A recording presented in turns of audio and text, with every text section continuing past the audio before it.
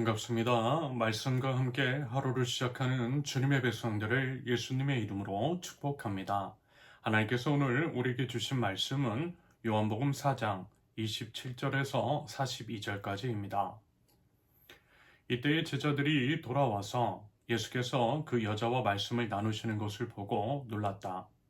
그러나 예수께 웬일이십니까? 하거나 어찌하여 이 여자와 말씀을 나누고 계십니까? 하고 묻는 사람이 한 사람도 없었다.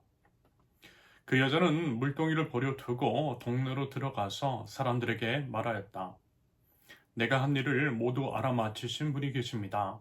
와서 보십시오. 그분이 그리스도가 아닐까요? 사람들이 동네에서 나와서 예수께로 갔다. 그러는 동안에 제자들이 예수께 랍비님 잡수십시오 하고 권하였다. 그러나 예수께서는 그들에게 말씀하시기를 나에게는 너희가 알지 못하는 먹을 양식이 있다 하셨다. 제자들은 누가 잡수실 것을 가져다 드렸을까 하고 서로 말하였다. 예수께서 그들에게 말씀하셨다. 나의 양식은 나를 보내신 분의 뜻을 행하고 그분의 일을 이루는 것이다. 너희는 넉 달이 지나야 추수 때가 된다고 하지 않느냐? 그러나 나는 너희에게 말한다. 눈을 들어서 밭을 보아라. 이미 곡식이 익어서 거둘 때가 되었다. 추수하는 사람은 품삯을 받으며 영생에 이르는 열매를 거두어 드린다. 그리하면 씨를 뿌리는 사람과 추수하는 사람이 함께 기뻐할 것이다. 그러므로 한 사람은 심고 한 사람은 거둔다는 말이 옳다. 나는 너희를 보내서 너희가 수고하지 않은 것을 거두게 하였다. 수고는 남들이 하였는데 너희는 그들의 수고에 결실에 참여하게 된 것이다. 그 동네에서 많은 사마리아 사람이 예수를 믿게 되었다. 그것은 그 여자가 자기가 한 일을 예수께서 다 알아맞히셨다고 증언하였기 때문이다. 사마리아 사람들이 예수께 와서 자기들과 함께 머무시기를 청하므로 예수께서는 이틀 동안 거기에 머무르셨다. 그래서 더 많은 사람들이 예수의 말씀을 듣고서 믿게 되었다.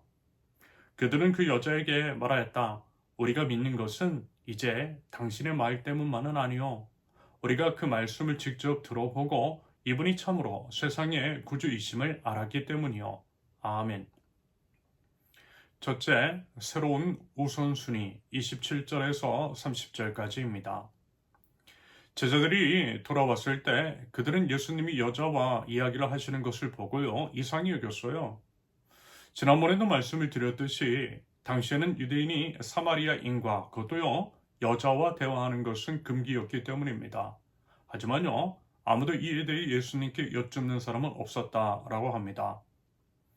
그러면서 이제 우리가 주목하고 싶은 것은요, 그 여자가 물동이를 버려두고 동네로 달려갔다라는 것입니다. 물을 기르러 왔던 여자가 물동이를 버려두고 갔다라고 하는 것. 여러분, 이것은 과연 무엇을 의미하는 걸까요? 어쩌면 이것은 그 여자에게 더 이상 육체적인 갈증을 해결하는 것이 중요하지 않게 되었다라고 하는 뜻일 수 있을 것 같습니다. 다시 말해, 예수님을 만나기 전까지 그녀의 삶은 물동이로 상징이 되는 일상의 필요, 세상적인 것들로 가득했을 것 같아요. 하지만 진정한 생수이신 예수님을 만나고 나서 여자는요, 이젠 좀 우선순위가 완전히 바뀌었다라는 거죠. 자신의 육체적 필요는 내동댕이 쳐버릴 정도로 말입니다. 여러분, 아마 우리 삶 속에도 버려야 할 물동이가 있을 거예요. 예수님을 만나기 전까지 우리가 붙들고 있던 것들, 우리의 마음을 사로잡고 있던 세상의 것들, 이제는요, 여러분, 그 모든 것들을 내려놓고 오직 예수님을 전하는 일에 집중하는 것, 이것이요, 참된 생수이신 예수님을 만난 우리의 삶이어야만 할 것입니다. 물론요, 그렇다고 해서 신천지와 같은 이단 사이비 집단처럼 지금 이제 생겨라든지 가정과 직장을 버리라는 것이 아니라 우리 삶 가운데 우리 예수님을 가장 우선순위로 두는 삶을 살아야 한다라고 하는 말씀입니다.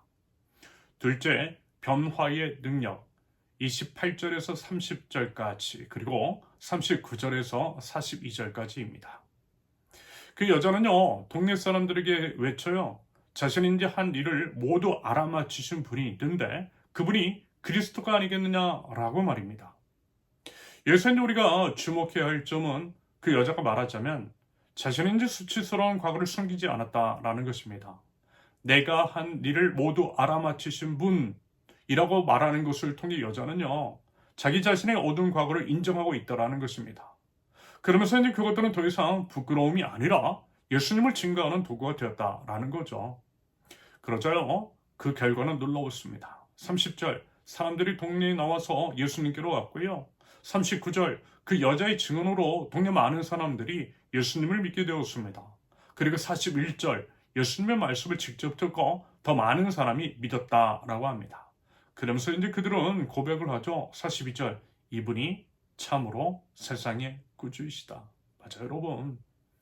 예수님으로 인한 변화는요, 결코 이제 감출 수가 없어요. 예수님을 만난 사람은요, 자연스럽게 증인이 될 수밖에 없습니다. 설령 우리 과거가 아무리 이제 부끄럽다 할지라도 그것이 예수님의 은혜를 증거하는 도구가 될 수 있다라는 거죠. 부디 그 변화의 은혜를 누릴 줄 아는 저와 여러분들 모두 되실 수 있기를 바랍니다. 셋째, 하나님의 때 31절에서 38절까지입니다. 제자들이 예수님께 랍비님 잡수십시오 하고 이제 권하자 예수님은 말씀하세요. 예수님께는 제자들이 알지 못하는 먹을 양식이 있다라고. 예수님의 양식은 예수님이 보내신 분의 뜻을 행하고 그분의 일을 이루는 것이라고 말입니다. 그러면서 예수님은 계속해서 추수의 비유로 말씀을 하십니다. 제자들은 넉 달이 지나야 추수 때가 된다라고 하지만 이미 곡식이 익어서 추수할 때가 되었다라고 말입니다. 제자들의 눈에는 아직 추수할 때가 멀어 보였어요. 하지만요, 여러분 이것은 육체적으로 눈으로 봤기 때문입니다. 영적인 눈으로 볼 때 곡식은 다름 아닌 영혼이었어요. 그러므로 추수는 영혼을 구원하는 것이었으며 예수님의 눈에는 사마리아 사람들이 믿음으로 나오는 모습이 이미 익은 곡식처럼 보였던 거죠. 그러면서 이제 추수의 때는 하나님이 정하시는 것이라는 것. 여러분, 우리는 종종 아직은 때가 아니다. 아직은 때가 아니다 라고 생각하는 것 같다 보여요. 복음을 전하기에, 섬기기에, 헌신하기에 아직은 이른 것 같다라고 생각합니다. 하지만요, 여러분 하나님 보시기에 지금이 바로 추수의 때일 수 있다라는 거죠. 눈을 들어 주변을 볼 때 영혼의 곡식은 이미 익었는지도 모릅니다. 우리 시선, 여러분 우리의 때가 아니라 주님의 시선, 주님의 때가 중요하다라는 거죠. 부디 우리 주님의 눈으로 세상을 바라보고요, 영혼을 바라보면서 추수할 때라는 주님의 부르심에 순종함으로 나아갈 줄 아는 하나님 나라 백성들. 우리의 말과 우리의 삶을 통해 누군가를 우리 주님께로 이끌어 나갈 줄 아는 저와 여러분들 모두 되실 수 있기를 예수님의 이름으로 축원합니다. 함께 기도합니다. 아버지 하나님, 저희가 붙들고 있는 물동이를 내려놓겠습니다. 세상 것들, 세상의 염려들, 그것들이 주님보다 우선순위가 되지 않도록 하나님 저희 마음과 생각과 행동을 지켜주시옵소서. 오늘 저희 말과 삶이 주님을 전하는 통로가 되게 하시며 저희를 통해 이웃들이 주님께로 돌아오는 아름다운 역사가 일어날 수 있도록 주님 오늘의 저희의 삶을 인도하여 주시옵소서. 예수님의 이름으로 기도합니다. 아멘.